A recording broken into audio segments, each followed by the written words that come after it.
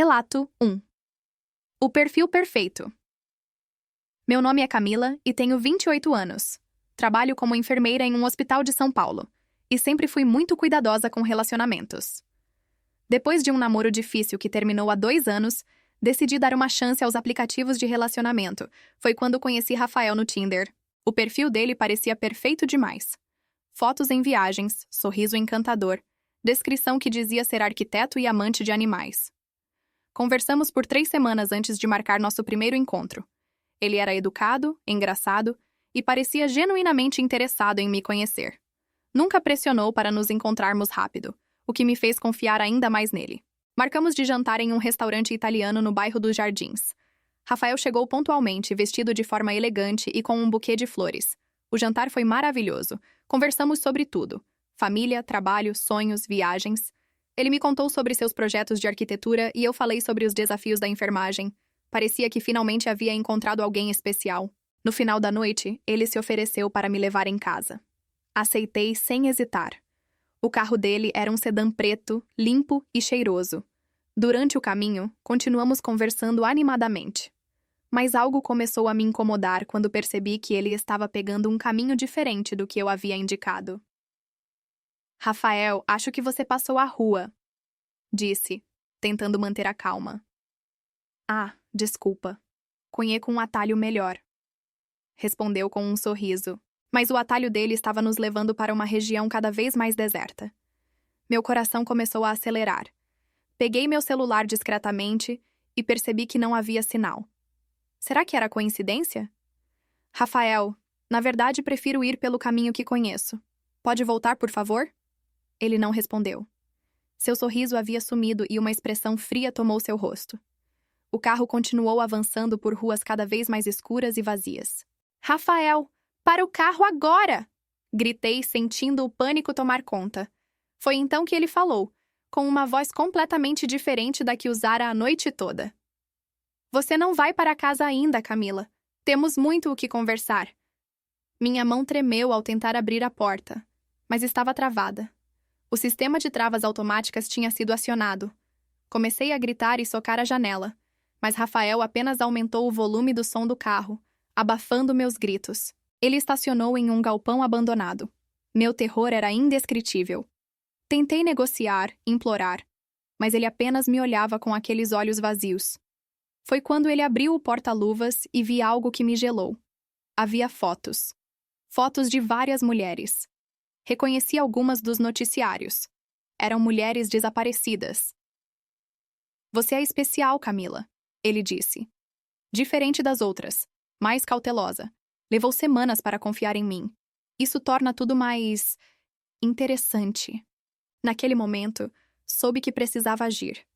Lembrei do curso de defesa pessoal que havia feito anos atrás. Quando ele se aproximou para me agarrar, dei uma cabeçada nele com toda a força que tinha. Ele gritou de dor e sangue jorrou de seu nariz. Aproveitei a confusão e consegui destravar a porta manualmente. Corri como nunca havia corrido na vida. O galpão estava em uma área industrial deserta, mas havia uma luz ao longe. Corri em direção a ela enquanto ouvia Rafael gritando atrás de mim.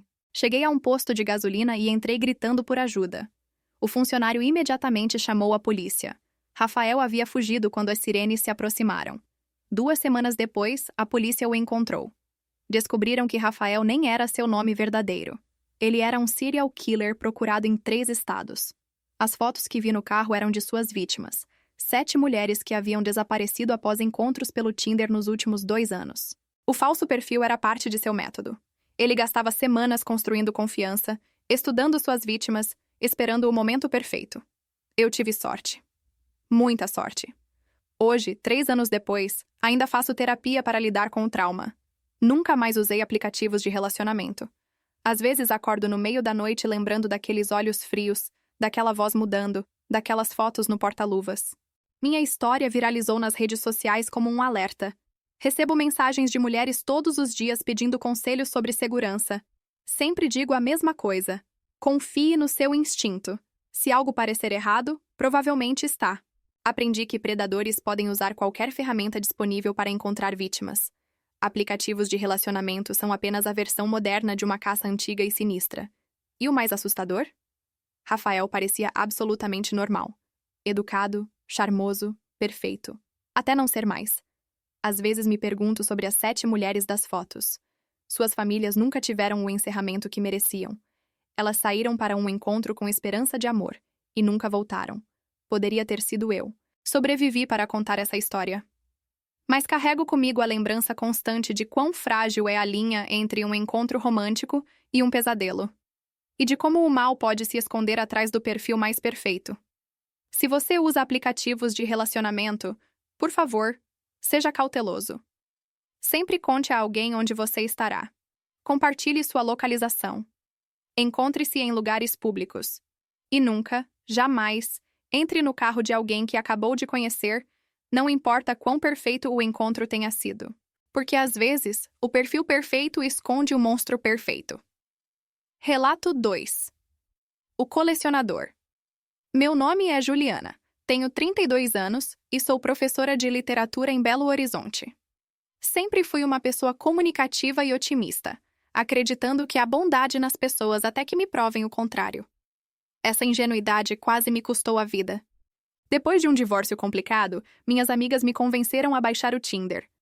Você precisa se divertir de novo, Ju, diziam. Fiquei no aplicativo por alguns meses, saindo com alguns caras interessantes, mas nada que evoluísse para algo sério. Até conhecer Leonardo. Leonardo tinha 35 anos, era médico veterinário, e suas fotos mostravam um homem atraente rodeado de animais. Sua bio dizia: amo animais mais que pessoas, mas ainda tenho esperança na humanidade. Achei fofo e demos match. Nossas conversas eram incríveis. Ele era culto, lia os mesmos autores que eu, amava cinema e tinha um humor inteligente. Diferente dos outros caras do aplicativo, Leonardo nunca foi apressado ou insistente. Conversamos por um mês inteiro antes de marcarmos de nos ver pessoalmente. Nosso primeiro encontro foi em uma cafeteria charmosa no bairro Savassi. Leonardo era ainda mais bonito pessoalmente. Alto, bem vestido, sorriso gentil. Passamos 4 horas conversando sem perceber o tempo passar. No final, ele me convidou para conhecer seu consultório veterinário, onde também morava em um apartamento nos fundos. Tenho alguns animais resgatados que cuido pessoalmente, disse. Seria legal você conhecer, já que também ama bichos. Era verdade. Sempre tive cachorros e gatos em casa. A ideia de conhecer um lugar onde animais eram cuidados com amor me encantou. Marcamos para o sábado seguinte durante o dia. Quando cheguei ao endereço, o local parecia legítimo. Uma clínica veterinária com placa e tudo. Leonardo me recebeu com um abraço caloroso e me levou para conhecer o consultório. Estava tudo limpo, organizado, com equipamentos médicos e fotos de animais nas paredes. Vem, vou te mostrar onde cuido dos resgatados, disse, me guiando para uma porta nos fundos. Descemos uma escada que levava ao porão. Estranhei um pouco, mas ele explicou. Mantenho os animais mais debilitados aqui embaixo, onde é mais silencioso, e eles podem se recuperar com calma. A porta do porão tinha uma fechadura pesada. Desculpa, preciso trancar bem por causa dos remédios controlados que guardo aqui, explicou. Quando entramos, o que vi me deixou confusa. Havia gaiolas, sim, mas estavam vazias. O lugar tinha um cheiro estranho, químico, misturado com algo que não conseguia identificar. E havia algo mais perturbador. Em uma parede inteira, dezenas de fotos emolduradas. Leonardo, que fotos são essas? Perguntei, me aproximando. Eram fotos de mulheres. Muitas mulheres diferentes. Todas sorrindo, em poses naturais, aparentemente tiradas sem que elas percebessem. Meu estômago se revirou. Minha coleção, ele respondeu, e sua voz havia mudado completamente. O tom gentil desapareceu, substituído por algo frio e mecânico. Você vai ser a mais especial de todas. Tentei correr para a escada, mas ele foi mais rápido. Me segurou pelo braço com força brutal. Gritei, mas ele tapou minha boca. Foi quando percebi que havia luvas cirúrgicas espalhadas sobre uma mesa, junto com seringas e frascos de medicamentos. Shhh! Ele sussurrou no meu ouvido. Quanto mais você resistir, mais difícil será. Aprendi isso com as outras. As outras. Meu Deus, aquelas mulheres nas fotos. O que ele havia feito com elas? Ele me arrastou para uma cadeira de metal no centro do porão e tentou me amarrar. Lutei com toda a minha força, chutando e arranhando. Consegui acertar um chute em seu joelho e ele cambaleou. Corri para a escada, mas a porta estava trancada. Você vai se machucar se continuar assim, disse ele, se aproximando novamente, mancando levemente. Eu não quero te machucar, Juliana. Quero te manter. Você é perfeita. Percebi então que havia um padrão nas fotos. Todas as mulheres tinham características similares. Cabelo escuro, olhos claros, cerca de 30 anos. Como eu. Onde estão elas? Gritei. O que você fez com essas mulheres? Leonardo sorriu. E foi o sorriso mais aterrorizante que já vi. Elas estão em lugares especiais, cada uma delas, guardadas com carinho. Você entende, não é? Quando encontramos algo precioso, queremos mantê-lo para sempre. Ele era completamente insano. Um psicopata que usava sua profissão e amor por animais como fachada para atrair vítimas. E eu havia caído na armadilha como todas as outras. Mas eu tinha uma vantagem que talvez as outras não tivessem. Minhas amigas sabiam onde eu estava. Antes de sair de casa, havia compartilhado minha localização em tempo real com nosso grupo no WhatsApp. Algo que fazíamos sempre que saíamos com alguém do Tinder. Era nosso protocolo de segurança. Precisava ganhar tempo. Leonardo, disse, tentando acalmar minha voz. Você está certo. Eu entendo.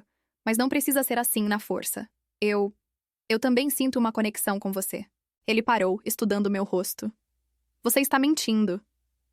Não estou. Por que você acha que aceitei vir aqui sozinha? Confio em você. Enquanto falava, tentava discretamente pegar meu celular no bolso. Mas Leonardo percebeu o movimento. O celular, ele exigiu, estendendo a mão. Dá aqui. Agora. Não tive escolha. Entreguei o celular. Ele o pegou e o esmagou no chão. Meu coração afundou. Mas ainda havia esperança. A localização em tempo real continuaria transmitindo minha última posição conhecida. Leonardo pegou uma seringa da mesa. Isso vai deixar você calma. Quando acordar, tudo fará mais sentido. Prometo que vou cuidar bem de você. Ele se aproximou com a seringa. Agarrei uma gaiola vazia que estava próxima e joguei nele. A gaiola o atingiu no rosto, fazendo-o cambalear. Aproveitei e corri para o canto do porão, procurando desesperadamente algo, qualquer coisa que pudesse usar como arma. Foi quando vi uma janela pequena no alto da parede. Era estreita, mas talvez eu conseguisse passar. O problema é que estava a quase 3 metros de altura. Comecei a empilhar caixas enquanto Leonardo se recuperava, xingando e vindo em minha direção. Subi nas caixas com agilidade que não sabia ter. Ele me agarrou pela perna quando eu já estava quase alcançando a janela. Chutei seu rosto com toda a força, sentindo meu calcanhar atingir seu nariz. Sangue jorrou. Abri a janela e me espremi por ela. Era apertado, muito apertado. Meus ombros mal passavam. Arranhei meus braços no vidro quebrado, mas continuei me forçando. Leonardo pulava tentando me puxar de volta, seus dedos arranhando minhas pernas.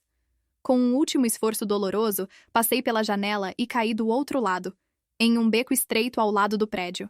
Meu ombro gritou de dor com a queda, mas levantei imediatamente e corri. Corri pelas ruas de Belo Horizonte como uma louca, sem camisa rasgada, sangrando, gritando por ajuda. Algumas pessoas pararam para me olhar, mas não fizeram nada. Finalmente, um casal mais velho me acolheu e chamou a polícia.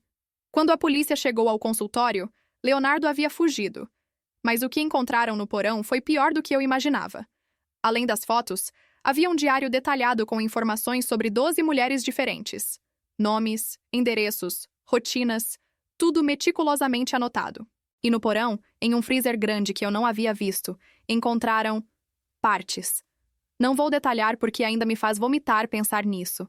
Mas Leonardo não estava mentindo quando disse que guardava nas mulheres em lugares especiais. Ele foi capturado 3 semanas depois, tentando cruzar a fronteira com o Paraguai. Durante o julgamento, descobrimos que Leonardo nem era realmente veterinário. Havia falsificado seu diploma e alugado o prédio apenas para ter um local onde pudesse atrair suas vítimas sem suspeitas. Das 12 mulheres do diário, 5 estavam vivas. Ele ainda estava coletando informações sobre elas, como fazia comigo.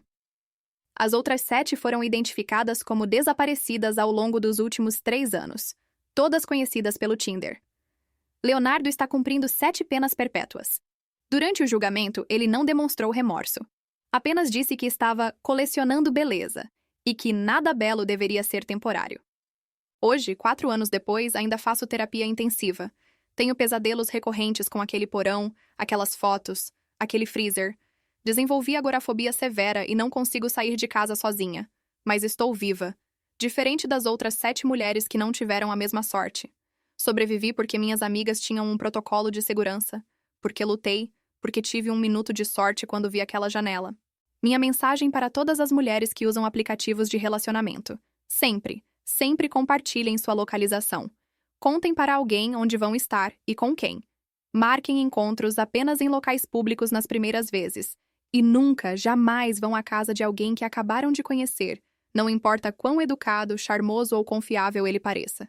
Porque Leonardo parecia perfeito, gentil, seguro. E ele era um monstro. Um colecionador de vidas que usava o Tinder como seu catálogo de caça. Até hoje, quando vejo casais se conhecendo felizes pelo aplicativo, sinto um aperto no peito. Quero gritar para elas: cuidado, ele pode ser como Leonardo! Mas sei que não posso viver com medo de todos. Só posso contar minha história e torcer para que outras mulheres aprendam com o meu terror. O Tinder pode ser uma ferramenta incrível para conhecer pessoas, mas também pode ser a vitrine perfeita para predadores encontrarem suas próximas vítimas. E às vezes, o veterinário gentil que ama animais é, na verdade, um psicopata que coleciona mulheres como troféus macabros. Esta história te impactou? Deixe sua cidade nos comentários e se inscreva no canal. Compartilhe este relato para alertar outras mulheres sobre os perigos reais dos encontros online. Relato 3. A Casa no Lago. Meu nome é Marina. Tenho 29 anos e trabalho como designer gráfica em Curitiba. Sempre fui uma pessoa aventureira e independente, o que meus pais diziam ser ao mesmo tempo minha maior qualidade e meu maior defeito. Depois do que aconteceu, entendo perfeitamente o que eles queriam dizer. Era inverno de 2022 quando conheci Daniel no Tinder. Seu perfil era diferente dos outros. Fotos em trilhas, acampamentos, cachoeiras. A bio dizia: fugindo da cidade sempre que posso. Se você também prefere natureza a concreto, vamos nos dar bem. Era exatamente meu tipo. Conversamos por 2 semanas e a conexão foi instantânea. Daniel tinha 34 anos. Dizia trabalhar com TI remotamente, o que lhe dava liberdade para viajar constantemente. Compartilhávamos o amor por aventuras ao ar livre, fotografia de natureza e a necessidade de fugir da rotina urbana. Nosso primeiro encontro foi em um café no centro de Curitiba. Daniel era bonito de um jeito rústico, barba bem feita, cabelo meio desgrenhado, roupas de outdoor de boa qualidade. Conversamos por horas sobre viagens, lugares remotos que gostaríamos de conhecer e nossa frustração com a superficialidade da vida moderna. No segundo encontro, ele me convidou para um fim de semana em uma casa que sua família tinha perto de um lago, a cerca de 3 horas de Curitiba. É isolado, tranquilo, perfeito para desconectar do mundo, disse. Podemos fazer trilhas, acampar, ver as estrelas. Eu devia ter desconfiado. Meus pais sempre me alertaram sobre aceitar convites assim tão cedo. Mas Daniel parecia genuíno, e a ideia de um final de semana na natureza era irresistível. Além disso, já éramos amigos no Instagram, eu tinha visto fotos da tal casa em suas postagens antigas, com legendas sobre férias em família. Parecia real. Contei para minha melhor amiga, Bianca, sobre os planos. Ela ficou preocupada. Marina, você mal conhece esse cara. 3 horas de distância num lugar isolado? E se algo der errado? Vai dar tudo certo, respondi com confiança. Olha o Instagram dele. É cheio de fotos em família, viagens. Ele é confiável. Mas fiz uma concessão. Compartilhei a localização exata da casa com Bianca e prometemos que eu mandaria mensagens a cada poucas horas. Se eu ficasse sem dar notícias por mais de 6 horas, ela chamaria a polícia. Na sexta-feira à tarde, Daniel me buscou em um SUV 4x4. Trouxe equipamento de camping, mantimentos para o fim de semana e até uma garrafa de vinho. Vai ser incrível, disse sorrindo. A viagem foi agradável. Conversamos, rimos, ouvimos música. À medida que nos afastávamos da cidade, a estrada foi ficando cada vez mais deserta. Viramos em uma estrada de terra e seguimos por mais 40 minutos. O celular perdeu o sinal há muito tempo. Falta pouco, Daniel disse. A casa é realmente isolada, é o melhor dela. Quando chegamos, o sol já estava se pondo. A casa era rústica, de madeira, com vista para um lago escuro cercado por floresta densa. Era bonita, mas havia algo inquietante na solidão absoluta do lugar. Não havia outras casas à vista. Nenhuma luz além da nossa. Apenas floresta, água e silêncio. Bem-vinda ao paraíso, Daniel disse, carregando as malas. A casa por dentro era surpreendentemente bem mantida. Sala com lareira, cozinha equipada, 2 quartos. Daniel acendeu o fogo e abriu o vinho. Tentei relaxar, mas algo no meu estômago estava inquieto. Peguei meu celular. Sem sinal, como esperado. Tem Wi-Fi aqui? Perguntei. Não, esse é o ponto. Desconexão total. Ele sorriu. Relax, Marina. Aproveita o momento. Jantamos, conversamos, bebemos vinho. Daniel foi o cavalheiro perfeito. Quando ficou tarde, ele me mostrou meu quarto. Não se preocupe, sem pressão. Cada um no seu espaço, disse. Isso me tranquilizou um pouco, mas não consegui dormir. Algo estava errado. A casa fazia barulhos estranhos. Ou era o vento? Animais? Por volta da meia-noite ouvi passos no corredor. Meu coração disparou. Fingi estar dormindo. A porta do meu quarto se abriu devagar. Daniel estava parado na entrada, apenas me observando. Fiquei completamente paralisada de medo, mas mantive os olhos fechados, respirando regularmente como se estivesse dormindo. Depois de alguns minutos que pareceram horas, ele fechou a porta e foi embora. Esperei uns 20 minutos e então me levantei silenciosamente. Precisava sair dali. Peguei minhas chaves do carro dele, que estavam em cima da mesinha da sala, e fui em direção à porta da frente. Estava trancada. Com chave. E a chave não estava em lugar nenhum. Tentei a porta dos fundos. Trancada também. As janelas? Todas trancadas por fora com aquelas travas de segurança. Procurando algo? A voz de Daniel me fez congelar. Ele estava na escada, me observando. Mas não era mais o Daniel gentil e aventureiro. Seu rosto tinha uma expressão fria, calculista. Daniel, por que as portas estão trancadas? Segurança, ele respondeu, descendo as escadas lentamente. Tem muito animal selvagem por aqui. Ursos, onças. É perigoso. Não tem ursos no Paraná, respondi, minha voz tremendo. Ele sorriu. Esperta. Sempre soube que você era esperta. Foi por isso que te escolhi. Escolhi. A palavra ecoou na minha mente. Senta, ele ordenou, apontando para o sofá. Vamos conversar. Não tive escolha. Sentei, mantendo distância dele. Minha mente corria, procurando uma saída. Você é a quinta, ele disse casualmente, como se falasse sobre o clima. As outras não foram tão interessantes quanto eu esperava. Mas você, Marina, você é diferente. Quinta? Minha voz saiu como um sussurro estrangulado. Quinta mulher que trouxe aqui. O Tinder é incrível, não é? Tantas aventureiras bonitas procurando emoção, conexão, algo diferente do comum. Ele se serviu de mais vinho, completamente calmo. Sabe o que eu aprendi?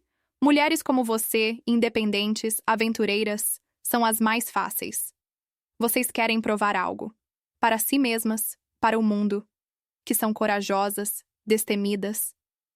Lágrimas começaram a rolar pelo meu rosto. O que você fez com elas? Com as outras 4? Elas estão aqui, ele disse apontando para baixo. Bem, embaixo de nós. A casa tem um porão muito conveniente. Antigamente era usado para armazenar vinho.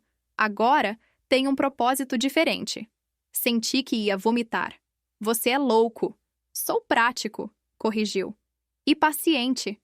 Levei meses construindo perfis, criando histórias, tirando fotos. Tudo autêntico. Porque as mulheres de hoje são espertas, desconfiadas. Precisam de provas sociais, histórico, consistência. Era verdade. Eu tinha verificado tudo. O Instagram dele tinha anos de postagens. Fotos com família, amigos, viagens, tudo falso.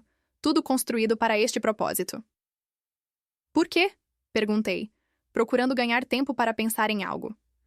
Porque posso, ele disse simplesmente. Porque é emocionante. Porque mulheres como você merecem algo memorável. Uma última aventura verdadeiramente selvagem. Ele se levantou e caminhou em direção a uma porta que eu não tinha notado antes, parcialmente escondida atrás de uma estante. Vem, quero te mostrar algo. Não, respondi, me encolhendo no sofá. Marina! Sua voz ficou dura. Não torne isso mais difícil. Podemos fazer do jeito fácil ou do jeito difícil, mas vai acontecer de qualquer forma. Ele avançou em minha direção. Peguei o castiçal pesado da mesa e joguei nele. Acertei sua cabeça e ele cambaleou, xingando.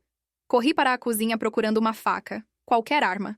Encontrei uma faca grande e a empunhei com mãos trêmulas. Daniel apareceu na porta, sangue escorrendo de seu rosto, mas sorrindo. Isso. Agora ficou interessante.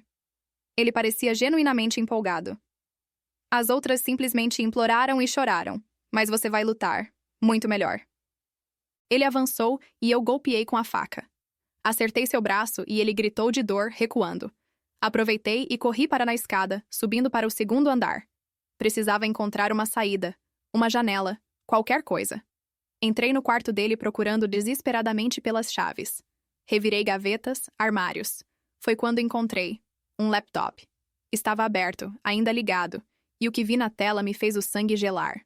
Vídeos, dezenas deles, de mulheres presas naquele porão, implorando, chorando, gritando. Não eram apenas 4. Eram muitas mais. Anos de vídeos. Um arquivo meticulosamente organizado por data e nome. Encontrou minha coleção? A voz dele veio da porta. Não pensei. Peguei o laptop e joguei pela janela, quebrando o vidro. Daniel gritou, não! E correu até a janela. Foi minha chance. Corri escada abaixo, peguei uma cadeira e quebrei a janela da sala. Não me importei com os cortes dos cacos de vidro. Pulei para fora e corri em direção à floresta. Era noite fechada. Não conseguia ver quase nada. Tropecei em raízes, me arranhei em galhos, mas continuei correndo. Ouvia Daniel gritando atrás de mim, sua lanterna varando a escuridão. Corri por horas, ou talvez minutos. Perdi a noção do tempo. Estava com frio, sangrando, exausta. Finalmente, não consegui mais correr e me escondi atrás de um tronco caído, tentando controlar minha respiração. O silêncio da floresta era aterrorizante. Cada barulho poderia ser ele se aproximando. Fiquei ali, tremendo, até o amanhecer começar a clarear o céu. Com a luz do dia, consegui me orientar melhor. Segui na direção que achei que seria a estrada. Caminhei por mais 3 horas até finalmente ver asfalto à distância. Uma caminhonete passava. Corri para o meio da estrada, acenando desesperadamente. O motorista, um senhor idoso, parou assustado ao ver meu estado. Estava coberta de sangue, arranhões, quase em trapos. Me ajuda, por favor, implorei. Ele está tentando me matar. O homem me levou até a delegacia mais próxima. Quando contei minha história, a princípio pareceram céticos. Mas quando rastrearam a localização que eu tinha compartilhado com Bianca e enviaram uma equipe até a casa, encontraram o horror. O porão continha os restos de 8 mulheres. 8. Não 4, como Daniel havia dito. Todas conhecidas pelo Tinder. Todas descritas como aventureiras e corajosas em suas bios. Todas desaparecidas ao longo dos últimos 5 anos.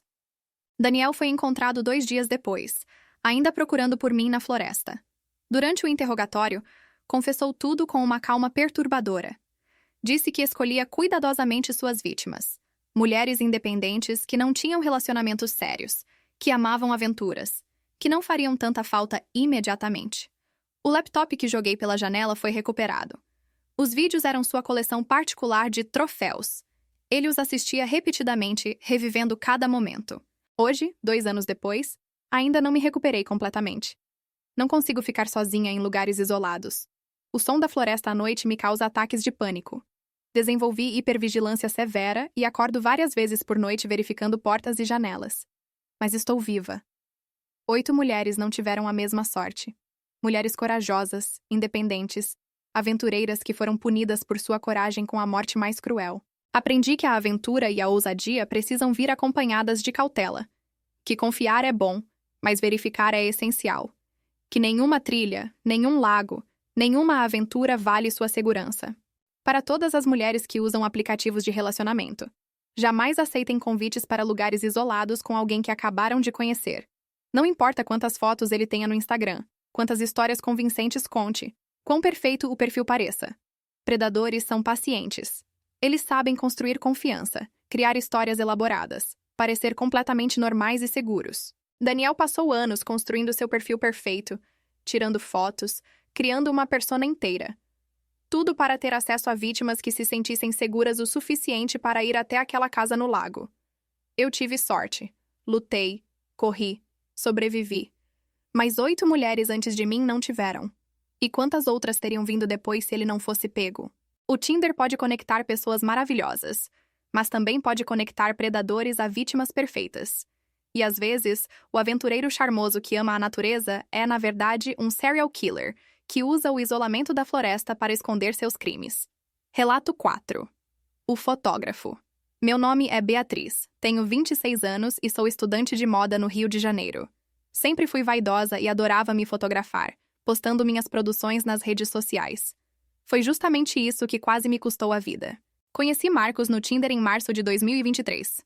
Seu perfil era sofisticado. Fotos incríveis em preto e branco. Ângulos artísticos, composições perfeitas. Sua bio dizia: fotógrafo profissional. Capturo momentos, não poses. Se você aprecia a arte visual, vamos conversar. Tinha link para um site profissional com portfólio impressionante. Dei match sem hesitar. Marcos tinha 31 anos e suas fotos mostravam um homem estiloso, com óculos de armação grossa e visual de artista. Nossas conversas giravam em torno de fotografia, moda, arte e estética.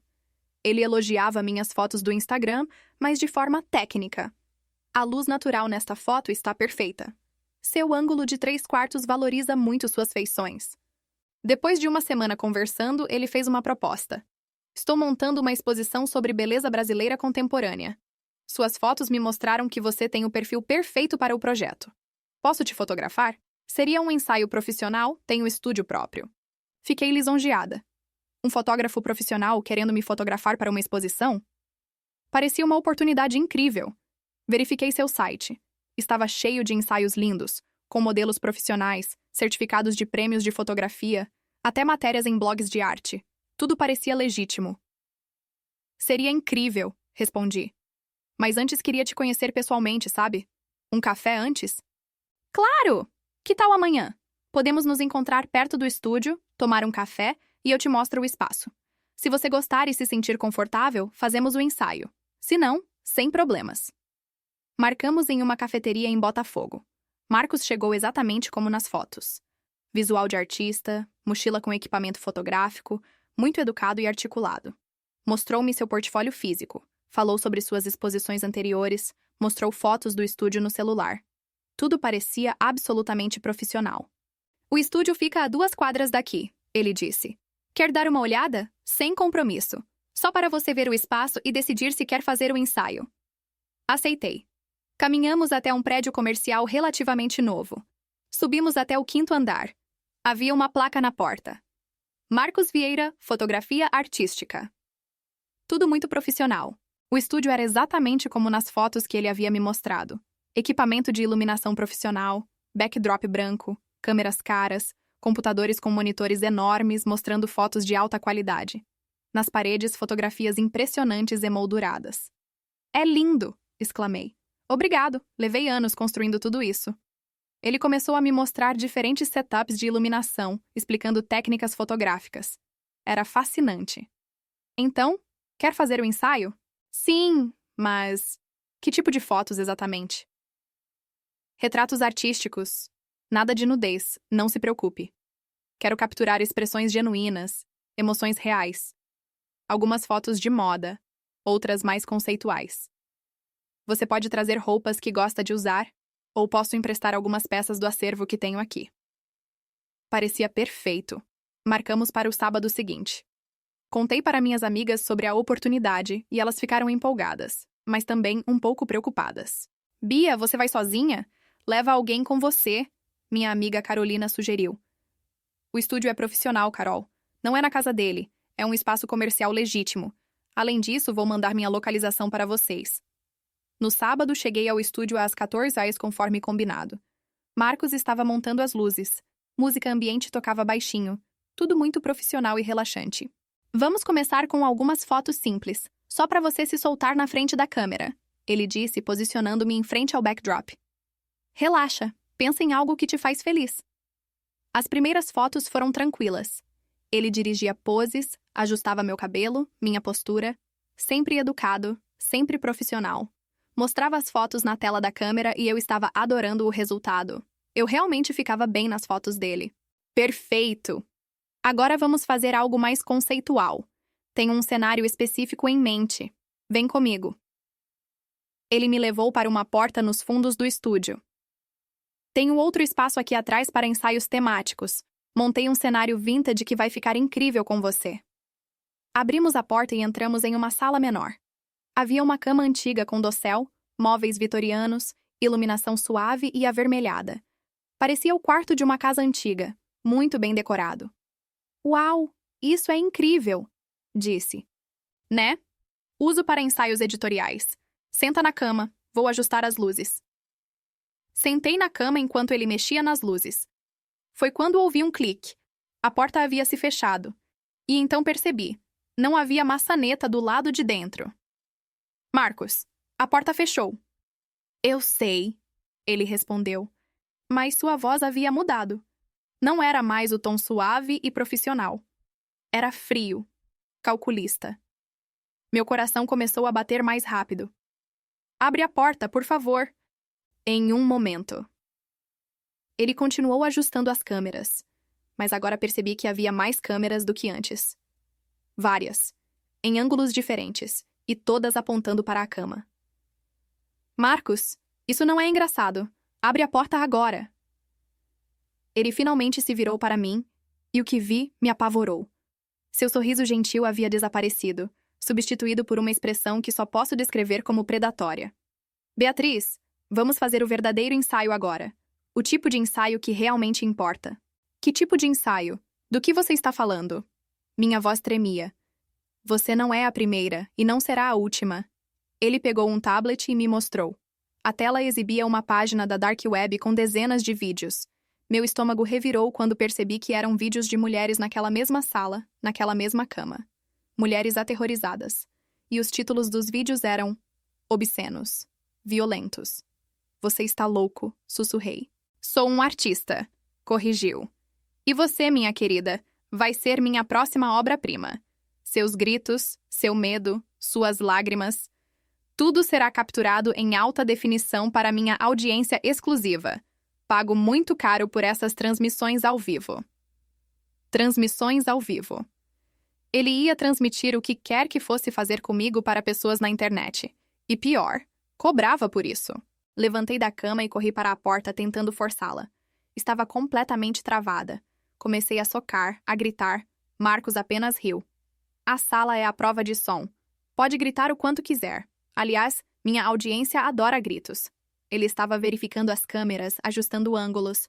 Temos 47 espectadores já esperando. Cada um pagou $500 para assistir. Você é uma mercadoria valiosa, Beatriz. Olhei ao redor desesperadamente procurando algo. Qualquer coisa que pudesse usar como arma ou para escapar. Mas o quarto tinha sido cuidadosamente preparado. Nada pesado, nada pontiagudo, nada que pudesse ser usado como arma. Não faz sentido resistir, ele disse, se aproximando com algemas. Quanto mais você lutar, mais minha audiência paga. Então, por favor, continue resistindo. Foi quando tive uma ideia. Ele queria um show? Eu daria um show. Espera, disse, forçando minha voz a ficar calma. Espera um segundo. Ele parou, intrigado. O quê? Se você vai fazer isso de qualquer jeito, se eu não tenho escolha? Respirei fundo, fazendo minha melhor atuação. Pelo menos me deixa me preparar mentalmente. Me dá 5 minutos. Só 5 minutos para aceitar. Marcos estudou meu rosto. Eu podia ver que estava considerando. Suas audiências pagam por medo, certo? Por terror genuíno? Continuei. Se você me der 5 minutos para processar isso, o terror será ainda mais intenso quando começar. Agora estou em choque. Daqui a pouco vou estar absolutamente apavorada. Vai valer mais a pena para seus clientes. Ele sorriu. Comprou a história. Inteligente. 5 minutos então. Mas vou estar aqui te observando. Ele se afastou um pouco e eu me sentei na cama, fazendo cara de quem estava tendo um colapso mental. O que não era difícil porque eu realmente estava aterrorizada. Mas enquanto isso, meus olhos vasculhavam o quarto procurando qualquer coisa útil. Foi quando vi, no teto, um detector de fumaça. E ao lado da cama, disfarçado como decoração, havia um castiçal antigo com uma vela real. Minha mente trabalhou rapidamente. Detectores de fumaça em prédios comerciais são conectados ao sistema de sprinklers e alarme. Se eu conseguisse ativar o detector, o alarme soaria. os sprinklers disparariam. E talvez, apenas talvez, alguém viesse verificar. Acabou o tempo, Marcos disse, pegando as algemas novamente. Espera. Só mais um minuto, por favor. Estou quase... aceitando. Ele suspirou impaciente. 1 minuto. Literal. Peguei a vela na mesinha de cabeceira como se estivesse apenas nervosamente segurando algo. Marcos estava conferindo as câmeras, de costas para mim por um breve segundo. Foi minha chance. Acendi o isqueiro que estava ao lado da vela e coloquei a chama diretamente embaixo do detector de fumaça, em pé na cama. Demorou apenas segundos. O detector disparou com um apito ensurdecedor. Os sprinklers explodiram, jorrando água por todo o quarto. As luzes de emergência começaram a piscar. Marcos gritou furioso. O que você fez? Mas eu já estava na porta, chutando-a com toda a força. A água estava destruindo os equipamentos. Ouvi as câmeras fazendo barulhos de curto-circuito. Marcos veio em minha direção, mas escorregou no chão molhado. Caiu com força. Aproveitei e peguei o castiçal pesado e acertei sua cabeça. Ele desabou, atordoado. Revirei seus bolsos procurando a chave. Encontrei um molho de chaves molhado. Tentei várias até que uma finalmente abriu a porta. Corri para fora do quarto. O alarme do prédio inteiro estava tocando. Pessoas começavam a sair de outros escritórios. Desci as escadas correndo, gritando: Fogo! Saiam! Liguem para a polícia! Quando cheguei ao térreo, bombeiros já estavam chegando. Seguranças do prédio também. Me joguei nos braços de um segurança gritando: Ele me trancou! 5º andar! Marcos Vieira! Ele tranca mulheres e filma! Levou alguns minutos para convencê-los, mas quando viram meu estado, encharcada, histérica, com marcas de luta, chamaram a polícia. Marcos tentou fugir, mas foi capturado pelos bombeiros ainda no 5º andar, atordoado pela pancada que dei nele. A investigação revelou que Marcos mantinha uma operação de streaming de tortura na Dark Web há 4 anos. Encontraram vídeos de 11 mulheres diferentes. 11. Todas conhecidas por ele em aplicativos de relacionamento, principalmente Tinder e Instagram. O estúdio profissional era real. Ele realmente era fotógrafo. Mas o quarto dos fundos era seu estúdio secreto de horrores. Descobriram que ele tinha uma audiência global de centenas de pessoas que pagavam milhares de dólares para assistir suas transmissões ao vivo. Das 11 mulheres dos vídeos, 3 estavam mortas. Seus corpos foram encontrados em diferentes locais no estado do Rio. As outras 8 estavam vivas, mas profundamente traumatizadas. Algumas não conseguiram lidar com o trauma e tiraram suas próprias vidas depois. Marcos foi condenado a mais de 200 anos de prisão por sequestro, tortura, homicídio, pornografia ilegal e diversos outros crimes.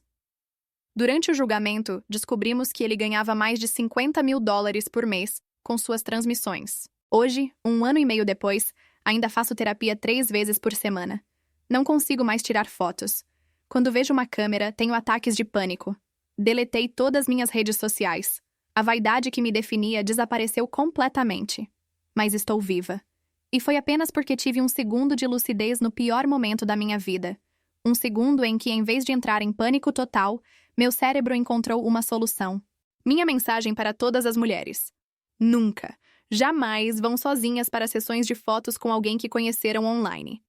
Não importa quão profissional o portfólio pareça, quantos certificados ele tenha, quão legítimo o estúdio seja. Predadores sabem construir fachadas perfeitas. Se um fotógrafo legítimo quiser trabalhar com você, ele não terá problema em permitir que você leve acompanhante.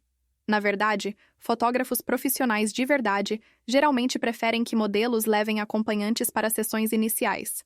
É segurança para ambos os lados. Marcos usou o Tinder como seu catálogo de caça.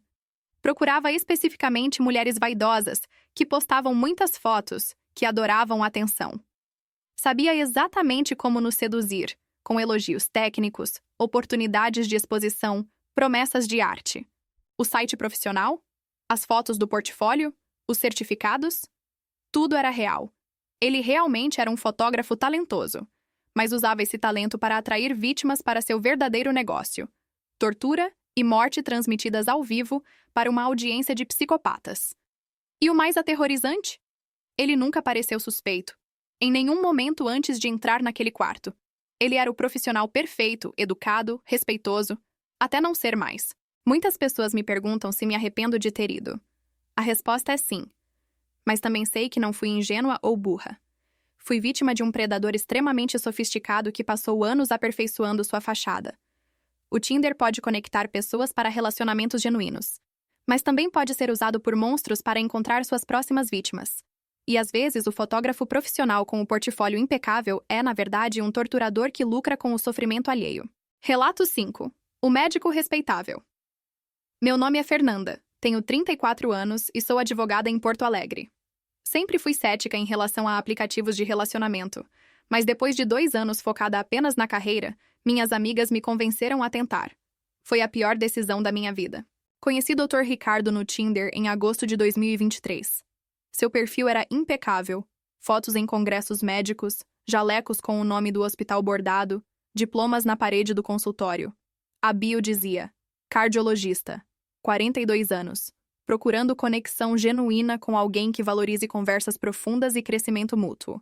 Ele parecia maduro, estabelecido, exatamente o tipo de homem que eu procurava. Demos match e começamos a conversar. Ricardo era articulado, culto, respeitoso, nunca foi invasivo ou apressado.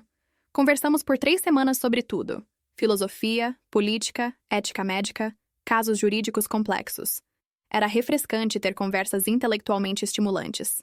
Nosso primeiro encontro foi em um restaurante sofisticado no bairro Moinhos de Vento. Ricardo chegou impecável, terno bem cortado, relógio caro, porte elegante. Durante o jantar, ele me contou sobre sua rotina no hospital, os desafios de ser cardiologista, a gratificação de salvar vidas. Falou sobre sua ex-esposa com maturidade, assumindo sua parte nos erros do relacionamento. Parecia um homem genuinamente evoluído. Fernanda, você é diferente das outras mulheres que conheci aqui, ele disse no final do jantar. Tem substância, profundidade. É raro encontrar isso hoje em dia. Saímos mais 3 vezes. Cada encontro era melhor que o anterior. Ricardo era atencioso sem ser sufocante, interessado sem ser invasivo. No 4º encontro, ele me convidou para jantar em sua casa. Cozinho muito bem, disse com um sorriso. E seria mais privado, mais íntimo, mas entendo completamente se você preferir esperarmos mais um pouco. Normalmente eu teria recusado, mas já fazia 1 mês que nos conhecíamos. Eu havia verificado tudo sobre ele. O registro no Conselho Regional de Medicina estava ativo. Seu currículo Lattes estava repleto de publicações, havia fotos dele em sites de hospitais. Era absolutamente legítimo. Contei para minha irmã, Paula, sobre o jantar. Manda a localização e me liga quando chegar em casa, ela disse. Na sexta-feira à noite cheguei ao endereço que Ricardo havia me passado. Era um apartamento em um prédio de alto padrão no bairro Três Figueiras. O porteiro me cumprimentou educadamente. Boa noite, doutora Fernanda. O doutor Ricardo está esperando no 1401. Até o porteiro o conhecia como doutor. Tudo muito legítimo. O apartamento era exatamente o que eu esperaria de um médico bem-sucedido. Decoração moderna e cara, vista espetacular da cidade, estante repleta de livros de medicina e literatura. Na parede, diplomas emoldurados da faculdade, residência, especializações. Bem-vinda, Ricardo disse, me entregando uma taça de vinho. Estou fazendo um risoto de camarão. Espero que goste. O jantar foi maravilhoso. Conversamos por horas sobre tudo e nada. Ele me mostrou fotos de viagens, me contou histórias engraçadas do hospital, perguntou sobre meus casos mais interessantes. Era fácil estar com ele. Confortável. Depois do jantar, nos sentamos no sofá com mais vinho. A conversa fluía naturalmente. Foi quando comecei a me sentir estranha, tonta. Minha visão começou a ficar turva. Ricardo, acho que bebi demais, disse, tentando me levantar. Minhas pernas não respondiam direito. Deita um pouco, ele disse, me ajudando a deitar no sofá. Sua voz soava distante, como se viesse de um túnel. Você vai se sentir melhor. Tentei resistir, mas meu corpo não obedecia. Meus olhos se fechavam sozinhos. A última coisa que lembro foi de ver Ricardo me observando com uma expressão que não era mais gentil. Era clínica, fria, como um cientista observando um experimento. Acordei com uma dor de cabeça terrível. Estava deitada em uma cama, mas não era o sofá onde havia desmaiado. Era um quarto que não havia visto antes. Um quarto sem janelas. As paredes eram brancas, limpas, quase clínicas. Havia um cheiro forte de desinfetante. Tentei me sentar e percebi que estava usando uma camisola hospitalar. Minha roupa havia sumido. Minha bolsa, meu celular, tudo havia desaparecido. O pânico me atingiu como uma onda. Bom dia, Fernanda! A voz veio de um alto-falante no teto. Era Ricardo, mas seu tom era completamente diferente. Profissional. Clínico. Como está se sentindo? Ricardo, onde estou? O que está acontecendo? Minha voz saiu trêmula, desesperada. Você está em um ambiente controlado. Não precisa ter medo. Não vou te machucar. Me deixa sair! Me deixa sair agora! Corri para a porta, mas estava trancada. Era uma porta pesada, como as de hospital. Não havia maçaneta do meu lado. Fernanda, preciso que você se acalme. Vou explicar tudo. Uma tela de TV na parede se acendeu. Ricardo apareceu, vestido com jaleco branco, sentado em uma sala que parecia um consultório médico. Você é especial, Fernanda. Ele começou. Inteligente, forte, saudável. Exatamente o que eu procurava. Você foi cuidadosamente selecionada. Selecionada para quê? Você é louco. Sou um cientista. Corrigiu, sem emoção. Há 15 anos conduzo uma pesquisa sobre resistência humana a situações de estresse extremo, mais especificamente sobre como diferentes tipos de personalidade reagem ao confinamento prolongado. Meu sangue gelou. Você está dizendo que vai me manter presa aqui? Para uma pesquisa? Não é apenas manter presa. É um estudo longitudinal. Vou monitorar suas respostas fisiológicas, psicológicas e emocionais ao longo do tempo. Alimentação adequada, condições de higiene controladas, mas isolamento social total. Quero entender como a mente humana se adapta, ou não, a essa situação. Você não pode fazer isso. Sou uma pessoa. Tenho família, trabalho, vida. Eu sei, ele disse calmamente. Li toda a sua vida. Seus casos, suas publicações, seus padrões de comportamento nas redes sociais. Por isso você foi escolhida. Mulheres como você, fortes, independentes, bem-sucedidas, apresentam respostas particularmente interessantes ao confinamento. As outras, sussurrei. Você disse mulheres como você. Quantas outras? Ricardo sorriu. Você é a nona. As anteriores forneceram dados fascinantes. Algumas desenvolveram psicose dentro de 2 semanas. Outras conseguiram manter a sanidade por meses. Uma até tentou criar uma rotina completa com exercícios mentais. Durou 143 dias antes de colapsar completamente. Você as soltou? Onde estão elas agora? Ele não respondeu. Apenas disse: o quarto tem tudo o que você precisa. Banheiro, cama, livro se quiser. A comida será servida 3 vezes ao dia através daquele compartimento na parede. A água está sempre disponível. Você será monitorada 24 horas por dia através de câmeras. Não tente nada imprudente. Meu Deus, me tira daqui! Comecei a gritar, a socar as paredes. Alguém me ajuda! O quarto é a prova de som e fica no subsolo do prédio. Ninguém pode te ouvir. A tela se desligou. Caí no chão, soluçando. Era um pesadelo. Tinha que ser. Mas a dor nos meus punhos de tanto socar a parede era real demais. Passei os primeiros 3 dias em completo pânico. Gritava, chorava, implorava quando a comida chegava pelo compartimento. Mas nunca havia resposta. Apenas silêncio. A câmera no canto do quarto me observava constantemente com sua luz vermelha piscando. No 4º dia, forcei-me a pensar. Sou advogada. Lido com problemas complexos profissionalmente. Precisava usar minha mente, não meu pânico. Comecei a observar tudo. O quarto tinha cerca de 20 metros quadrados. A porta era de aço pesado. O compartimento de comida era pequeno demais para passar, mas havia um dreno no banheiro. Esperei até a noite, assumindo que era noite, já que não havia janelas e a luz permanecia constante. Fui até o banheiro e examinei o dreno. Era pequeno, mas talvez pudesse remover a grade protetora. Usei o garfo que havia vindo com o jantar e comecei a trabalhar nos parafusos da grade.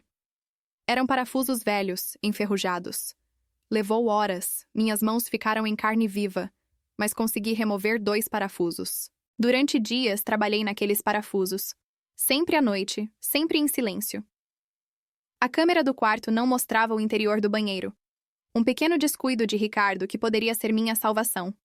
Enfiei meu braço pelo dreno. Era apertado e doloroso. Meu ombro protestou, Mas continuei forçando. Meus dedos tocaram algo. Canos. Continuei tateando. E então senti. Uma parede de concreto com algo preso nela. Puxei e consegui arrancar. Era um pedaço de cano solto. Não era muito, mas era algo. Uma arma. Continuei procurando e encontrei mais pedaços de metal solto. Puxei tudo que consegui alcançar. Durante a semana seguinte, fingi estar deprimida. Parei de gritar. Comia pouco, me movia devagar. Queria que Ricardo pensasse que eu estava entrando em colapso, como suas outras vítimas. No que achei ser meu 20º dia de confinamento, a porta finalmente se abriu. Ricardo entrou, vestindo jaleco e carregando uma prancheta. Fernanda, preciso fazer alguns exames físicos. Por favor, deita na cama. Sua voz era clínica, distante. Ele me via como um rato de laboratório. Obedeci, deitando lentamente. Ele se aproximou com um estetoscópio. Foi quando agi. Peguei o pedaço maior de cano que estava escondido sob o travesseiro e acertei sua cabeça com toda a força que consegui reunir. Ele caiu, atordoado, mas não inconsciente. Pulei sobre ele e continuei batendo. Batendo. Batendo. Não sei quanto tempo passou. Quando finalmente parei, Ricardo estava no chão, sangrando, mas respirando. Peguei seu cartão de acesso que estava preso em seu jaleco e corri para a porta. O corredor lá fora era como um hospital. Paredes brancas, luzes fluorescentes, outras portas de aço. Meu Deus.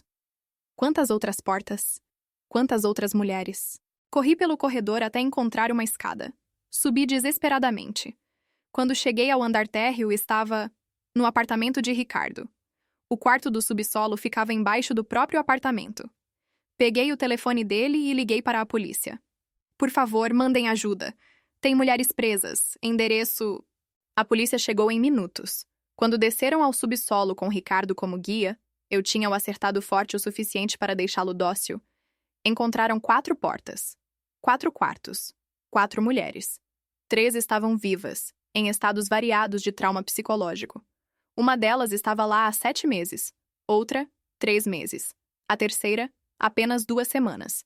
A 4ª porta levou a algo que me fez vomitar. Uma sala fria com 5 corpos preservados. As que não sobreviveram ao experimento. Ricardo mantinha um diário meticuloso de seu estudo. Dezenas de cadernos com observações detalhadas sobre cada vítima. Suas reações, seu declínio psicológico, o ponto em que deixavam de ser úteis para a pesquisa. Ele as conhecia todas pelo Tinder, sempre se passando por médico respeitável. O mais perturbador? Ricardo realmente era médico. Cardiologista licenciado. Trabalhava em um hospital conceituado. Ninguém suspeitava. Seus colegas o descreveram como brilhante, dedicado, um pouco solitário, mas respeitável. Durante o julgamento, psiquiatras o diagnosticaram como sociopata com complexo de Deus. Ele genuinamente acreditava que seu estudo era importante, que estava avançando a ciência. Não demonstrou remorso pelas 5 mulheres mortas ou pelas outras que sobreviveram, mas nunca se recuperariam totalmente. Foi condenado à prisão perpétua sem possibilidade de liberdade condicional. Hoje, 2 anos depois, ainda não consigo ficar em quartos sem janelas. Durmo com as luzes acesas. Desenvolvi claustrofobia severa. Perdi 15 quilos durante o confinamento e levei meses para recuperar peso mínimo saudável. Das 3 outras mulheres que foram resgatadas comigo, uma tirou a própria vida 6 meses depois. As outras 2, como eu, lutam diariamente para reconstruir suas vidas. Minha mensagem: predadores vêm em todas as formas. Até como médicos respeitáveis com diplomas na parede e reputação impecável. Ricardo passou anos construindo sua fachada perfeita, especificamente para ter acesso a vítimas que nunca suspeitariam dele. Sempre conte a alguém onde você está. Sempre compartilhe localização. E nunca, jamais, assuma que alguém é seguro só porque tem um título profissional impressionante. Monstros não usam apenas máscaras de assassinos. Às vezes usam jalecos brancos. Relato 6. O empresário bem-sucedido. Meu nome é Larissa. Tenho 30 anos e trabalho como arquiteta em Salvador. Sempre fui muito seletiva com relacionamentos, e depois de anos focada na carreira, decidi dar uma chance aos aplicativos. Procurava alguém no meu nível, alguém ambicioso e bem-sucedido. Foi exatamente isso que quase me matou. Conheci Felipe no Tinder em abril de 2024. Seu perfil era o sonho de qualquer mulher. Fotos em iates, restaurantes caros, viagens internacionais.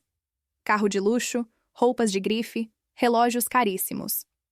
A bio dizia: empresário, 38 anos. Construí meu império do zero. Procuro alguém que entenda o que é trabalhar duro e colher os frutos. Demos match e nossas conversas eram estimulantes. Felipe falava sobre seus negócios. Dizia ter empresas de importação e exportação, seus investimentos, suas conquistas. Nunca foi vulgar ou ostentador de forma irritante, apenas confiante, bem-sucedido. Exatamente o que eu achava que queria. Depois de 2 semanas conversando, ele me convidou para jantar. Conheço um restaurante incrível na Barra. Vista espetacular, comida excepcional. Você vai adorar. No dia marcado, Felipe me buscou em um Mercedes preto impecável. Ele estava ainda mais bonito pessoalmente. Terno sob medida, perfume caro, postura de quem está acostumado a ter o melhor. O jantar foi perfeito. Ele pediu o melhor vinho da carta sem hesitar, conversou sobre arte, arquitetura, viagens. Era sofisticado, charmoso, atencioso. Larissa, você é diferente, ele disse, segurando minha mão. Mulheres bonitas eu conheço muitas, mas mulheres com substância, com ambição própria, que construíram algo por si mesmas. Isso é raro e atraente. Saímos mais 3 vezes. Cada encontro era mais luxuoso que o anterior. Ele me levou a eventos exclusivos, me apresentou a pessoas influentes, sempre me tratando como uma rainha. Comecei a fantasiar sobre um futuro juntos. Finalmente havia encontrado alguém à minha altura. No 4º encontro, Felipe me convidou para passar o final de semana em uma casa que tinha em Praia do Forte. É isolada, na beira da praia, totalmente privada. Podemos relaxar, conhecer melhor um ao outro longe de olhares indiscretos. Minha primeira reação foi hesitar. Mas então pensei. Já fazíamos 1 mês que nos conhecíamos. Eu havia verificado tudo sobre ele. Encontrei matérias em jornais locais sobre seus negócios, fotos em eventos sociais, até seu perfil no LinkedIn com centenas de conexões. Ele era legítimo. Contei para minha melhor amiga, Débora. Manda foto do lugar quando chegar e me liga todos os dias. Ela disse, preocupada, mas feliz por mim. Na sexta-feira, Felipe me buscou e dirigimos até Praia do Forte. A casa era espetacular. 3 andares, piscina privativa, vista direta para o mar. Decoração impecável, todo o conforto imaginável. Tinha até uma funcionária, Dona Maria, que cuidava da casa. Dona Maria vem durante o dia e vai embora à noite, Felipe explicou. Assim temos nossa privacidade. O primeiro dia foi maravilhoso. Nadamos na piscina, caminhamos na praia privativa, jantamos frutos do mar frescos que Dona Maria preparou. Felipe foi o anfitrião perfeito. Gentil, atencioso, respeitoso. Quando chegou a hora de dormir, ele me mostrou um quarto de hóspedes luxuoso. Sem pressão, disse beijando minha testa. Quero que você se sinta confortável. Relaxei completamente. Ele era perfeito. No sábado de manhã, acordei com cheiro de café. Felipe havia preparado um café da manhã elaborado na varanda com vista para o mar. Dormi bem? Perguntou sorrindo. Perfeitamente. Depois do café, ele sugeriu. Que tal conhecermos a adega? Tenho uma coleção de vinhos incríveis no subsolo. Você tem uma adega aqui? Que luxo! Descemos uma escada elegante que levava ao subsolo da casa. Felipe abriu uma porta pesada de madeira. Controle de temperatura perfeito, explicou.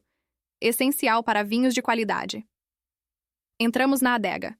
Era impressionante. Paredes de pedra, prateleiras repletas de garrafas de vinho, iluminação suave. Felipe começou a me mostrar sua coleção, explicando sobre cada vinho, suas origens, valores. Foi quando ouvi a porta se fechar atrás de nós com um clique pesado.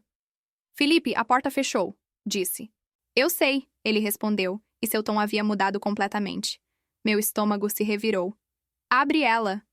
Ainda não. Ele se virou para me encarar, e a expressão em seu rosto era completamente diferente. O sorriso charmoso havia desaparecido. Em seu lugar, algo frio, calculista. Primeiro, precisamos conversar sobre negócios. Que negócios? Do que você está falando? Felipe caminhou até uma prateleira específica e pressionou algo. Uma seção inteira da parede se abriu, revelando outro cômodo. Não era uma adega. Era algum tipo de sala equipada com câmeras, computadores e algemas presas à parede. O terror me dominou. Felipe, que porra é essa? Meu verdadeiro negócio, ele disse calmamente, pegando um tablet de uma mesa. Você realmente achou que eu fiquei rico com importação e exportação? Ele riu. Larissa, você é inteligente. Use essa inteligência agora. Você trafica drogas? Não. Trafico algo muito mais lucrativo, pessoas. Ele me mostrou o tablet. A tela exibia um site em inglês, claramente na Dark Web. Havia fotos de mulheres. Mulheres bonitas. E ao lado de cada foto, valores absurdos. Você, minha querida, vale aproximadamente $500.000 no mercado internacional. Minhas pernas fraquejaram. Você está mentindo. Isso não é real. É muito real. Tenho compradores esperando em diferentes países. Oriente Médio, principalmente, alguns na Europa Oriental. Homens muito ricos que pagam fortunas por mulheres. Específicas. Brasileiras, educadas, bonitas, entre 25 e 35 anos. Você se encaixa perfeitamente. Alguém me ajuda! Comecei a gritar. Dona Maria foi embora, e estamos em uma casa isolada com paredes grossas. Pode gritar à vontade. Corri para a porta, mas estava trancada eletronicamente. Felipe apertou algo no celular e ouvi um clique. Uma trava adicional. Não torne isso difícil, Larissa. Coopere e seu transporte será confortável. Resista e será desagradável. A escolha é sua. Minha mente trabalhava freneticamente. Eu tinha que sair dali. Tinha que pensar. Felipe, espera. Vamos conversar. Quanto você ganha com isso? Eu posso te pagar o dobro. Triplo. Minha família tem dinheiro. Ele riu. Sua família não tem $500.000 líquidos, Larissa. Eu pesquisei. Além disso, já recebi metade adiantado. O comprador está esperando. Você embarca amanhã à noite. Amanhã à noite. Menos de 36 horas. Para onde? Dubai. Você será a esposa número 4 de um sheik. Considerando as alternativas, prostituição forçada, trabalho escravo, você teve sorte. Ele quer uma esposa troféu educada. Você viverá em luxo. Só nunca mais verá sua família ou o Brasil. Isso é loucura. É escravidão. É negócio, ele corrigiu. E muito lucrativo. Você é a 12ª. As outras 11 já estão bem instaladas em seus novos lares. 12ª. 12 mulheres que ele havia vendido como gado. Elas também conheceram você pelo Tinder? Algumas. Outras pelo Instagram, algumas em festas. Sempre mulheres ambiciosas, atraídas por dinheiro e luxo. Mulheres como você que querem um homem bem-sucedido. Ele sorriu cruelmente. É irônico. Sua ambição é o que te trouxe até aqui. Ele estava certo. Eu havia sido atraída exatamente pelo que ele ostentava. Pelo sucesso, pelo luxo, pelo status. As pessoas vão me procurar. Minha amiga sabe que estou aqui. Sua amiga sabe que você está em Praia do Forte com o novo namorado rico. Quando você decidir ficar mais uns dias e mandar mensagens dizendo que está apaixonada e quer estender a viagem, ela ficará feliz por você. Seu celular está comigo. Eu que vou enviar as mensagens. Ele havia pensado em tudo. Senti as lágrimas começarem a cair. Chore agora, ele disse. Porque no voo você estará sedada. E quando acordar, estará em uma nova vida. Felipe saiu da sala secreta e trancou a porta, me deixando sozinha naquele espaço claustrofóbico. Havia uma cama, um banheiro, água e comida. Uma prisão disfarçada de quarto. Passei horas chorando, depois horas planejando. A sala tinha câmera de segurança. Felipe estava me monitorando. Precisava fazê-lo pensar que eu estava quebrada, resignada. Durante o resto do sábado e todo o domingo, fingi estar em choque, comendo pouco, movendo-me devagar. Mas enquanto isso, eu estudava cada centímetro daquela sala. As paredes eram sólidas, mas a porta era eletrônica. E portas eletrônicas têm fraquezas. Na noite de domingo, Felipe entrou para me dar instruções finais. Amanhã de manhã você tomará um sedativo. Um médico virá aplicar. Não resista. Tornará tudo mais fácil. Tá, respondi com voz fraca, derrotada. Ele pareceu satisfeito. Boa menina. Você vai ter uma vida boa, Larissa. Melhor que a maioria. Ele saiu trancando a porta novamente. Mas dessa vez, eu estava pronta.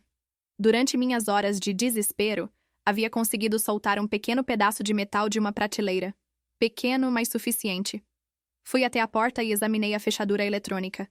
Tinha uma fenda minúscula onde o sensor lia o sinal do celular de Felipe. Se eu conseguisse curto-circuitar o sensor, trabalhei por horas. Meus dedos sangravam. Mas finalmente ouvi um clique. A trava soltou. Abri a porta lentamente. A adega estava escura e vazia. Subi as escadas com cuidado. A casa estava em silêncio. Felipe provavelmente estava dormindo. Encontrei meu celular na sala. 2% de bateria. Liguei rapidamente para a polícia, sussurrando minha localização. Por favor, rápido. Ele vai me vender. Vendam já. Então, fiz algo arriscado. Fui até o quarto de Felipe. Ele dormia profundamente. Peguei as chaves do carro que estavam no criado mudo e saí correndo. Entrei no Mercedes e liguei o carro. O barulho o acordou. Vi as luzes do quarto se acenderem. Felipe apareceu na janela, gritando. Acelerei pela estrada de terra. Ele correu atrás do carro por alguns metros, então voltou. Provavelmente para pegar o outro carro que tinha na garagem. Dirigi como louca pela estrada escura até encontrar a rodovia principal. Via faróis atrás de mim. Era ele. Acelerava cada vez mais. Foi quando vi as luzes azuis e vermelhas à frente. Polícia. Parei o carro bruscamente e corri em direção aos policiais. Me ajudem! Ele está vindo! Ele vai me matar! Felipe viu a polícia e tentou fugir na direção oposta, mas já haviam outras viaturas bloqueando a saída. Foi capturado. A investigação revelou uma operação de tráfico humano que funcionava há 6 anos. Felipe realmente era empresário, mas seu negócio era vender mulheres para compradores internacionais. A casa em Praia do Forte era um de seus vários pontos de coleta. Encontraram documentos, passaportes falsos, registros de transferências bancárias milionárias. Das 12 mulheres que ele havia mencionado, conseguiram localizar e resgatar 5 que ainda estavam em trânsito para seus compradores. As outras 7 já estavam em países onde não há cooperação com autoridades brasileiras. Uma delas conseguiu enviar uma mensagem anos depois. Estava presa em uma mansão no Kuwait, sem passaporte, sem esperança de voltar. Felipe foi condenado a 78 anos de prisão por tráfico humano, sequestro, associação criminosa e diversos outros crimes. Durante o julgamento, descobrimos que ele trabalhava com uma rede internacional. Não era apenas ele. Eram dezenas de pessoas em diferentes países facilitando esse comércio horrível. Hoje, 1 ano e meio depois, ainda tenho pesadelos. Acordo suando, sonhando que estou naquela sala subterrânea. Desenvolvi paranoia severa e investigo obsessivamente qualquer pessoa que conheço. Nunca mais usei aplicativos de relacionamento. Minha mensagem para todas as mulheres: desconfiem de perfeição. Felipe era perfeito demais, rico demais, atencioso demais. E tudo era calculado para atrair um tipo específico de mulher. Mulheres ambiciosas como eu que queriam um parceiro de alto nível. Traficantes humanos são sofisticados. Eles constroem fachadas elaboradas ao longo de anos. Sites falsos, perfis nas redes sociais, até matérias plantadas em jornais locais. Tudo para parecer legítimo. Nunca vão para lugares isolados com alguém que conheceram há pouco tempo, não importa quão rico, bem-sucedido ou confiável ele pareça. Traficantes procuram especificamente mulheres que não serão imediatamente procuradas. Mulheres independentes, sem muitos vínculos familiares próximos que frequentemente viajam. E sempre questionem por que alguém perfeito está em aplicativos de relacionamento. Homens verdadeiramente bem-sucedidos e equilibrados existem, mas homens que parecem bons demais para ser verdade geralmente são exatamente isso: mentiras elaboradas. O Tinder e outros aplicativos são ferramentas, mas nas mãos erradas, são catálogos de vítimas em potencial. E às vezes o empresário bem-sucedido dos sonhos é, na verdade, um traficante humano procurando sua próxima mercadoria. Eu quase me tornei produto. Quase fui enviada para o outro lado do mundo para nunca mais voltar. Sobrevivi por sorte e por me recusar a desistir, mesmo quando parecia impossível escapar. 7 mulheres não tiveram a mesma sorte. Ainda estão lá fora, prisioneiras de homens que as compraram como se fossem objetos. E tudo começou com um perfil encantador no Tinder. Relato 7. O terapeuta compreensivo. Meu nome é Gabriela, tenho 31 anos e sou jornalista em Recife. Passei por um período muito difícil em 2023 após perder minha mãe para o câncer. Entrei em depressão profunda e me isolei de todo mundo. Minhas amigas me incentivaram a fazer terapia, mas também sugeriram que eu tentasse voltar a socializar. Foi quando, contra meu melhor juízo, voltei ao Tinder. Conheci André no aplicativo em setembro daquele ano. Seu perfil era diferente dos outros. Sem fotos ostentando músculos ou carros. Apenas fotos simples, naturais, com um sorriso gentil. A bio dizia: psicólogo clínico, 39 anos. Acredito em conexões genuínas e conversas que vão além do superficial. Se você valoriza a profundidade emocional, vamos conversar. Demos match e pela primeira vez em meses, senti que alguém realmente me ouvia. André tinha uma forma de conversar que me fazia sentir compreendida. Quando contei sobre a perda da minha mãe, ele não disse as frases prontas que todo mundo dizia. Ele realmente escutou, fez perguntas certas, me ajudou a processar minha dor. Gabriela, é completamente normal sentir o que você está sentindo, escreveu. Luto é um processo. Não há prazo certo. Seja gentil consigo mesma. Conversamos por 3 semanas antes de nos encontrarmos pessoalmente. Nosso primeiro encontro foi em uma cafeteria tranquila no bairro das Graças. André era exatamente como nas fotos. Aparência comum, mas um olhar profundo, voz calma, presença reconfortante. Conversamos por 5 horas sobre tudo. Ele falou sobre seu trabalho como psicólogo, seus próprios desafios pessoais, sua jornada de crescimento. Era vulnerável de uma forma que eu nunca havia visto em homens antes. Você é especial, Gabriela, ele disse no final do encontro. Sensível, profunda, corajosa por estar aqui mesmo passando por tanto. Nos encontramos mais 4 vezes. Cada conversa era como uma sessão de terapia, mas melhor porque havia afeto genuíno. André parecia entender minha alma de uma forma que ninguém mais entendia. Eu estava me apaixonando. Não apenas por ele, mas pela forma como me sentia quando estava com ele. Vista, compreendida, validada. No 5º encontro, ele me fez uma proposta. Gabriela, sei que pode parecer não convencional, mas trabalho ocasionalmente com terapia intensiva de imersão. É para pessoas passando por traumas profundos como você. Seria um fim de semana completo focado em processar sua dor em um ambiente controlado e seguro. Tenho uma casa preparada especificamente para isso, longe da cidade. Já ajudei dezenas de pessoas a superarem seus traumas dessa forma. Isso é tipo um retiro terapêutico? Perguntei. Exatamente, mas personalizado, individual, totalmente focado em você, sem distrações do mundo exterior. Seria intenso, mas transformador. Já vi pessoas saírem desses fins de semana completamente renovadas. A ideia soava estranha, mas ao mesmo tempo tentadora. Eu estava desesperada por alívio da dor constante que sentia. Isso é uma prática reconhecida? É uma abordagem que aprendi em treinamentos especializados na Europa. Não é mainstream aqui no Brasil ainda, mas os resultados são extraordinários. Ele me mostrou certificados em seu celular, documentos com aspecto oficial sobre técnicas terapêuticas avançadas. Mas entendo se você quiser pesquisar mais, conversar com outras pessoas que já passaram pela experiência. Não, eu confio em você, André. Você me ajudou tanto já. Então vamos fazer isso. Será um divisor de águas na sua vida, Gabriela, prometo. Contei para minha amiga Renata sobre o plano. Ela ficou imediatamente preocupada. Gabi, isso não parece certo. Terapeuta não faz isso. E vocês estão tendo um envolvimento romântico. Isso é completamente antiético. Não é uma sessão de terapia formal, expliquei. É mais como um retiro guiado. André sabe o que está fazendo. Ele é profissional. Por favor, não vá. Ou pelo menos me manda a localização exata e me liga a cada poucas horas. Concordei, mais para acalmá-la do que por realmente achar necessário. Na sexta-feira, André me buscou em um carro simples. Dirigimos por quase 2 horas até chegarmos a uma casa isolada na zona rural, cercada por mata fechada. É aqui, ele disse. Isolamento completo. Perfeito para a imersão terapêutica. A casa era rústica, mas aconchegante. Sala ampla com almofadas no chão, incensos, música suave.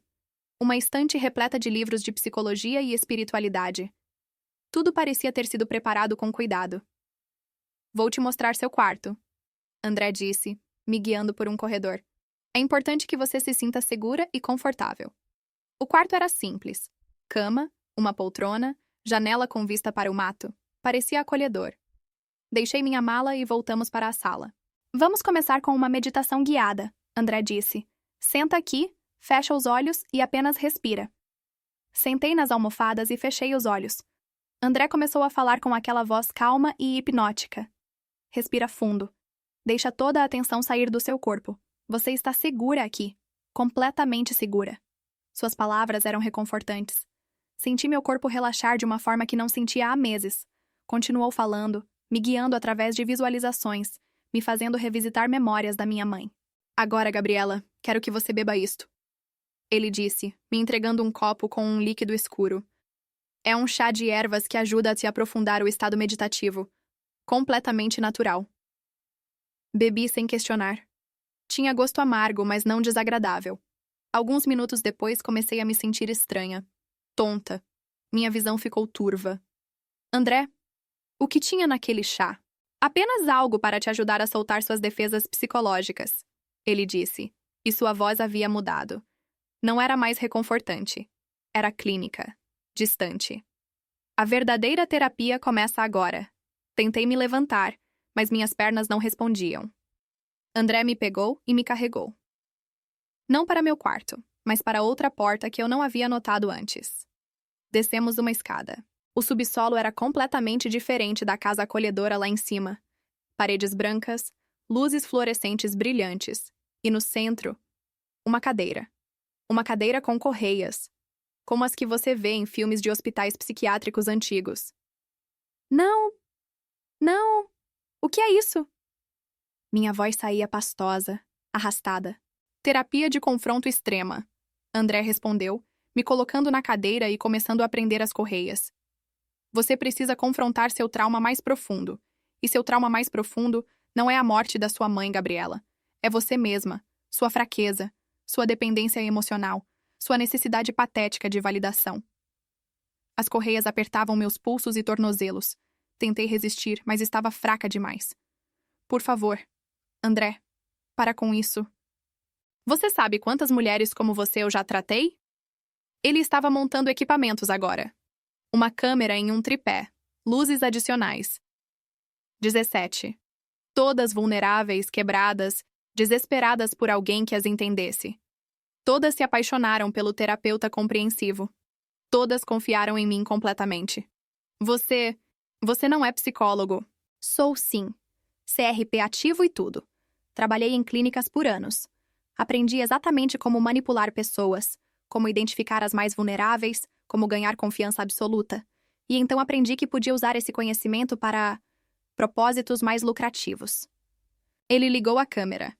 Tenho uma audiência na Dark Web que paga muito bem para assistir sessões terapêuticas especiais. Basicamente, tortura psicológica ao vivo. Você vai passar o fim de semana aqui, Gabriela. E eu vou sistematicamente destruir qualquer estabilidade mental que você ainda tenha. Vou usar tudo o que você me contou. Suas inseguranças, seus medos, sua dor pela perda da sua mãe, contra você. Lágrimas começaram a rolar pelo meu rosto. Por quê? Por que fazer isso? Porque posso. Porque é lucrativo. Mas principalmente, ele se aproximou do meu rosto. Porque é fascinante. Ver alguém se quebrar psicologicamente é a experiência mais pura de poder que existe. E pessoas como você, já fragilizadas, se quebram de formas espetaculares. Ele começou então. Horas e horas de abuso psicológico sistemático. Reproduzindo a voz da minha mãe através de gravações manipuladas que ele havia criado usando IA. Fazendo parecer que ela me culpava por sua morte. Mostrando-me vídeos editados da minha própria vida. Distorcidos para parecer que eu era a responsável por cada coisa ruim que havia acontecido. Usando técnicas de privação sensorial alternadas com sobrecarga sensorial. Era tortura. Não física. Ele nunca me tocou de forma violenta. Mas psicológica. Sistemática. Profissional. Ele sabia exatamente que botões apertar porque eu havia confiado a ele meus segredos mais profundos. Não sei quanto tempo passou. Horas? Dias? Perdi a noção. Minha mente estava se fragmentando. Comecei a acreditar nas coisas que ele dizia. Que eu era culpada. Que era fraca. Que merecia aquilo. Mas então, em um momento de lucidez, lembrei de Renata. Eu tinha prometido ligar. Ela viria me procurar se eu não ligasse. Tinha compartilhado a localização com ela. Ninguém vem, André disse, como se lesse meus pensamentos. Mandei mensagens do seu celular dizendo que está tendo uma experiência transformadora e quer ficar desconectada alguns dias. Sua amiga respondeu dizendo que está feliz por você. Meu coração afundou, Mas então pensei, Renata me conhece. Ela sabe que eu nunca ficaria dias sem dar notícias. Não importa o que as mensagens dissessem. Ela ficaria desconfiada. Tudo o que eu precisava fazer era sobreviver até ela chamar ajuda. Mas quanto tempo levaria? Um dia? 2? Uma semana? Eu conseguiria manter minha sanidade por tanto tempo sob essa tortura psicológica constante? No que pensei ser o terceiro dia, André cometeu um erro. Deixou meu celular visível na mesa de equipamentos quando saiu para buscar água. Disse que voltaria em 5 minutos. As correias nos meus pulsos estavam mais frouxas que antes. Eu havia trabalhado nelas discretamente durante horas. Com um esforço doloroso, consegui soltar uma mão. Então a outra. Desamarrei rapidamente minhas pernas. Peguei o celular. Ainda tinha bateria. Liguei para a polícia, sussurrando desesperadamente. Me ajudem. Casa na zona rural perto de Vitória de Santo Antão. Ele me sequestrou. Por favor, olhem minha última localização compartilhada. Renata tem. Minha amiga Renata. Liguem para ela. Ouvi passos na escada. André voltando. Desliguei e coloquei o celular de volta exatamente onde estava. Sentei na cadeira e coloquei as correias como se ainda estivesse presa, mas sem apertar. André entrou. Hora da próxima sessão, disse, verificando a câmera. Quando ele se aproximou, explodi da cadeira e corri para a escada. Ele me agarrou pela cintura, mas chutei seu joelho com toda a força. Ele gritou e me soltou momentaneamente.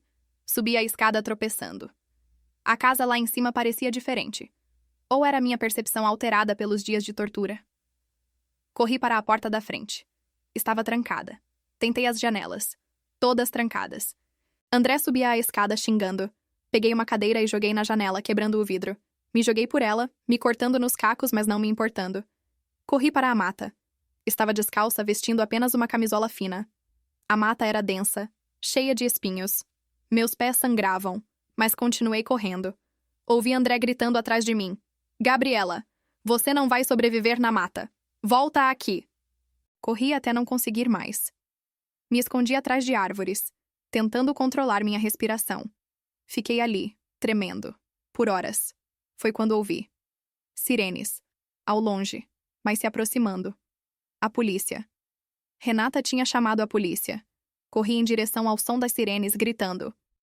Estou aqui! Me ajudem! Encontrei a viatura na estrada de terra. Me joguei na frente do carro, ensanguentada, meio nua, provavelmente parecendo completamente louca. Mas eles pararam. Ele está na casa! André! Ele sequestra mulheres, por favor! Enquanto alguns policiais me atendiam, outros foram até a casa. André tentou fugir pelos fundos, mas foi capturado.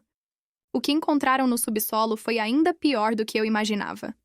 Além do equipamento de tortura psicológica, havia arquivos, terabytes de vídeos, 17 mulheres diferentes, como ele havia dito, todas em estados variados de colapso psicológico. E pior, 5 delas nunca haviam sido encontradas. Estavam listadas como desaparecidas. A investigação revelou que André realmente era psicólogo licenciado. Usava seu conhecimento profissional para identificar e manipular vítimas perfeitas. Mulheres vulneráveis, passando por traumas, isoladas socialmente. Ele as conhecia em aplicativos de relacionamento, construía confiança ao longo de semanas e então as levava para sua casa terapêutica. Sua operação na Dark Web gerava mais de $30 mil por mês. Tinha centenas de assinantes que pagavam para assistir suas sessões. Alguns até faziam pedidos de técnicas específicas de tortura psicológica que queriam ver aplicadas. Das 17 vítimas, 10 foram localizadas vivas, mas severamente traumatizadas. 5 estavam mortas. Haviam cometido suicídio após serem libertadas, incapazes de lidar com o trauma. 2 nunca foram encontradas. André foi condenado a 156 anos de prisão. Durante o julgamento, psiquiatras o diagnosticaram como sociopata com sadismo psicológico extremo. Ele não demonstrou remorso, apenas disse que era pesquisa comportamental. Hoje, 1 ano depois, estou em tratamento psiquiátrico intensivo. Desenvolvi TEPT severo, alucinações ocasionais e períodos de dissociação onde não consigo distinguir realidade de manipulação. Há momentos em que ainda acredito nas coisas que André plantou na minha cabeça durante aqueles dias, mas estou viva. E lentamente, muito lentamente, estou me reconstruindo. Minha mensagem. Predadores estudam suas vítimas. André sabia exatamente que tipo de mulher procurar. Mulheres em luto, deprimidas, isoladas, desesperadas por conexão. Ele usava seu título de psicólogo e conhecimento profissional como armas. Nunca confiem cegamente em alguém só porque tem um título impressionante. Psicólogos, médicos, advogados, todos podem ser predadores. E os mais perigosos são aqueles que sabem exatamente como manipular sua mente. Se alguém que você conheceu recentemente oferece terapia alternativa, retiros de imersão ou qualquer tratamento não convencional em lugares isolados, recuse. Profissionais legítimos trabalham em ambientes apropriados com supervisão adequada. E se você está vulnerável, em luto, deprimida, por favor, procure ajuda profissional real, não aplicativos de relacionamento. Predadores caçam os vulneráveis. É quando estamos mais fracos que somos mais fáceis de manipular. O Tinder conectou-me com um monstro disfarçado de salvador. E quase me custou não apenas minha vida, mas minha sanidade. Algumas prisões não têm barras. Algumas são construídas dentro da sua própria mente.